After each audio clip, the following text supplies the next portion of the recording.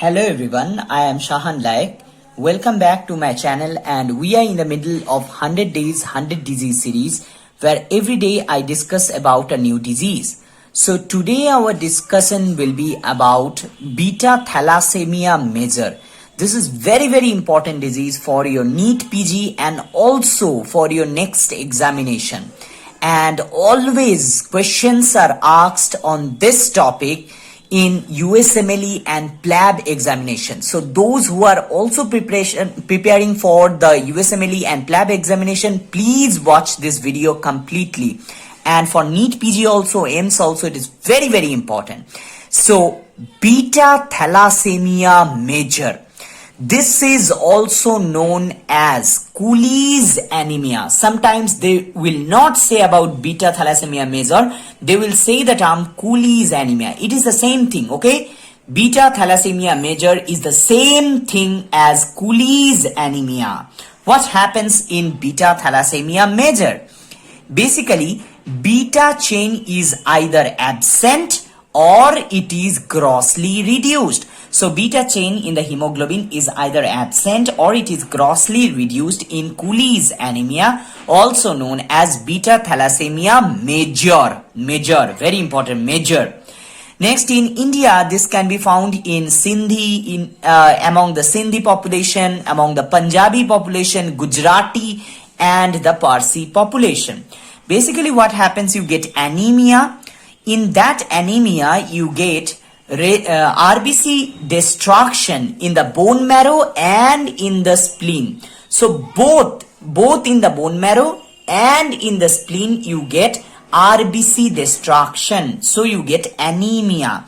And because of this anemia, the kidney will increase the EPO production, erythropoietin production, and this will increase the process of erythropoiesis. This will increase the process of erythropoiesis.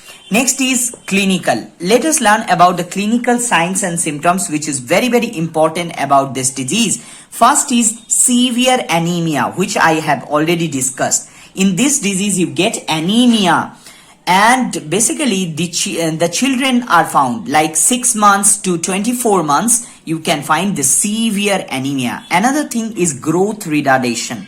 You will find that these babies are retarded growth, they have feeding problem, and also they have diarrhea, and sometimes this child is also presenting with irritability. So all these things are there: growth problem, feeding problem, diarrhea, and also irritable child. Next is splenomegaly. This is very important. Always, if they give you a case, they will always give you splenomegaly. Splenomegaly is massive in these patients of thalassemia major, beta thalassemia major, also known as Cooley's anemia. You get the splenomegaly along with hepatomegaly. Another thing which is very important is bone marrow hyperplasia.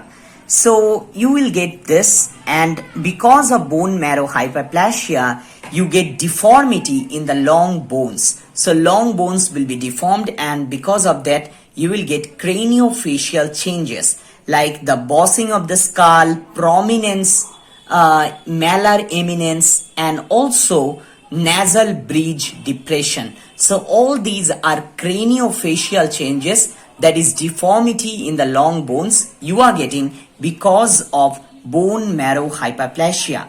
Another thing is extramedullary hematopoiesis. So this is also happening in this case. Extramedullary, that is outside the medullary cavity, you get hematopoiesis. Another is iron deposition in the tissue. Now, why iron is depositing in different tissue? Because the GI tract is increasingly, the GI absorption of iron is increased. So because of the GI absorption of iron increase, you get iron deposition, that is known as hemosiderosis. Hemosiderosis, increase iron deposition in various tissues, and this results in organ failure. So when iron is deposited in pancreas, you get diabetes. When iron is deposited in the liver, you get cirrhosis. When iron is deposited in the heart, you get arrhythmias and you get heart block and you get congestive heart failure. So all these are very important. So iron deposition are leading to cause different disease like pancreas, diabetes, liver cirrhosis, and heart arrhythmia and heart block. Now, what is the investigation of choice? How can we investigate Cooley's anemia? How can we investigate beta thalassemia major? For investigation of the beta thalassemia major, you have to go for the microcytic hypochromic anemia. So you have to find out if the anemia is microcytic, if it is hypochromic, and if it is anemia. So this is very, very important. You have to find out if it is microcytic hypochromic anemia. And another thing is poikilocytosis. Different kinds of cells you will find, that is the teardrop cells and sometimes target cells. These are very, very important for Cooley's anemia, also known as beta thalassemia major. So you can also get nucleated RBC. This is also very, very important. Another test you can do is osmotic fragility test, and another thing is the HbF, which is 92%, that is greater than HbA. The adult hemoglobin is decreased and the fetal hemoglobin is increased. More or less it is equal to 92%. Another thing is in the radiology you will get hair on end appearance. Hair on end appearance. This is also very, very important and questions are asked regarding that. Very, very important. Hair on end appearance in radiology. Now let us go for the treatment, because treatment is very important. For treatment we give folic acid supplementation. Folic acid we give. Another, repeated blood transfusion is recommended to the patient. So the patient do repeated blood transfusion. Now why they do repeated blood transfusion? So that they can maintain the hemoglobin level greater than 10. Hemoglobin level greater than 10 gram per dl. If to maintain the hemoglobin level greater than 10 gram per dl, they do repeated blood transfusion. Another is the desferrioxamine. Desferrioxamine is very, very important because this is used as a chelating agent. Desferrioxamine. Desferrioxamine. Sometimes in pharmacology they ask desferrioxamine. Desferrioxamine is chelated iron. Desferrioxamine's function is chelation of iron. They will chelate the iron. They will take the iron and excrete the iron. They will chelate the iron and excrete the iron. So this is the function of desferrioxamine. And this is generally recommended, or desferrioxamine therapy is given when the serum ferritin level is greater than 1500 microgram per liter. 1500 microgram per liter. So when it is greater than, that is the serum ferritin level, you have to check the serum ferritin level.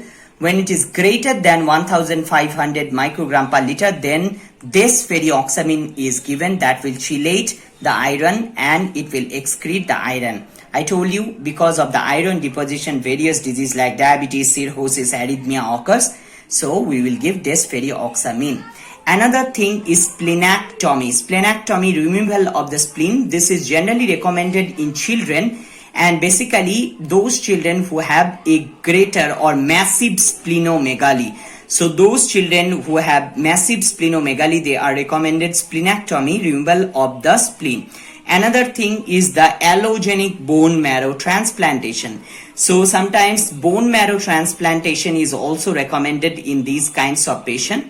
And the last and not the least, that is the management of various complications. So various heart disease also occurs in this disease. So complication management is very, very important. So this is the end of this video. Please visit our playlist. If you are new to the channel, please subscribe our channel and please visit the playlist.